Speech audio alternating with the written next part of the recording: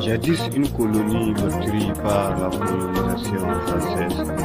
a vu naître un révolutionnaire hors du commun dans un pays connu sous le nom de la Fatouata. Un révolutionnaire hors du commun dans un continent martyrisé par la générosité et la bonté de la foi chrétienne.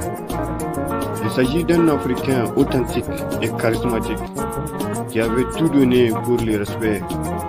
d'un peuple et d'une terre qu'il a bercé enfant dans un orage le plus féroce, dans un climat colonial, dans un écosystème troublé et blessé par la plus grande tragédie qui a profondément marqué l'homme noir, qui a profondément marqué l'économie américaine, qui a profondément marqué le mode de vie de la France et qui a profondément altéré la civilisation européenne, qui est bien plus criminelle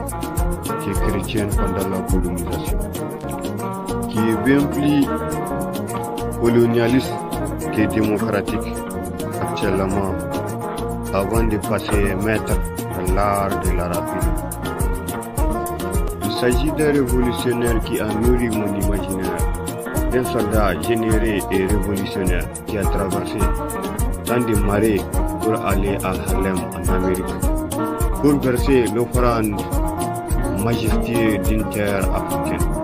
l'offrande majestueuse d'une terre ternie par la réaction internationale et les caprices français. Il s'agit surtout d'un enfant du Sahel qui a traversé tant de tempêtes pour mener sa barque à l'ONU afin de plaidoyer la cause d'une terre opprimée par un instinct animal